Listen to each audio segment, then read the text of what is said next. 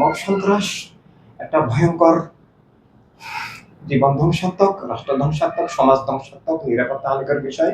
এই সরকার আসার সাথে সাথেই মব সন্ত্রাস শুরু হয়ে গেছে।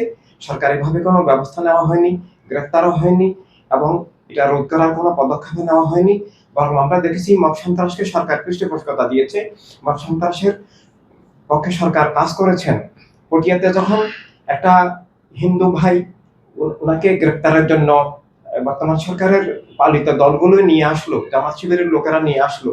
ওসি বললেন তার বিরুদ্ধে কোনো অভিযোগ নাই এবং তিনি নির্দোষ মানুষ, আমরা তাকে গ্রেপ্তার করতে পারবো না। শেষ পর্যন্ত সেখানে সরকার ওসিকেই প্রত্যাহার করলেন এবং ওই মব সন্ত্রাসীদেরকেই তারা সমর্থন দিলেন।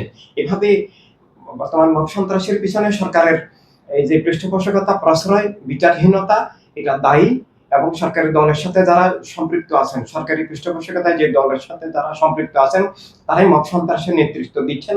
আমরা বিশ্ব ইনসানিয়ত বিপ্লব মব সন্ত্রাস থেকে মুক্তির জন্য, মব সন্ত্রাস বন্ধ করার জন্য আমরা মানববন্ধন করেছি, আমরা প্রেস বিজ্ঞপ্তি দিয়েছি, আমরা সংবাদ সম্মেলন করেছি, কিন্তু তারা সেটা কর্ণপাত করেন নাই। মব সন্ত্রাস অবশ্যই ভয়ঙ্কর বিষয় এবং বিশেষভাবে আমরা মব সন্ত্রাসের সাথে দেখতে পেয়েছি ইসলামের ছদ্মনামধারী ওহাবিবাদী, মৌদুদিবাদী, জঙ্গিবাদী দলগুলো তারা যুক্ত আছেন।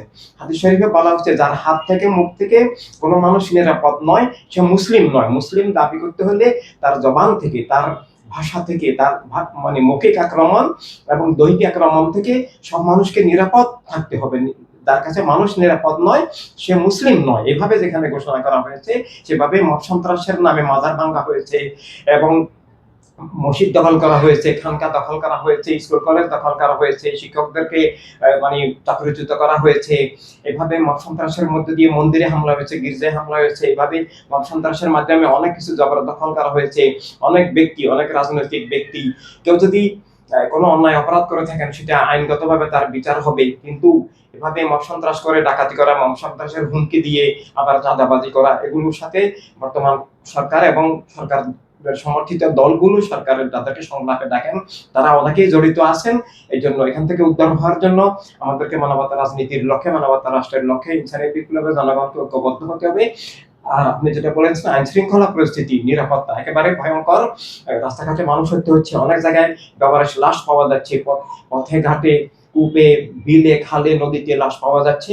এবং আপনি যেটা বলেছেন 4,000 ধর্ষণ হয়েছে এবং প্রায় 4,000-এর অধিক খুন হয়েছে, বাস্তব সংখ্যা আরো বেশি। এগুলো নিউজ পেপারের ডাটা, বাস্তবে অনেক কিছুই নিউজেও আসে নাই। কিন্তু যেখানে প্রধান উপদেষ্টা এগুলো অস্বীকার করেছেন, বোঝা যাচ্ছে তিনি সত্য বলেন নাই, তিনি সত্য লুকানোর চেষ্টা করছেন। এবং একই সাথে তিনি যে জনগণের সুখ দুঃখ সম্পর্কে ওয়াকিবহাল নন।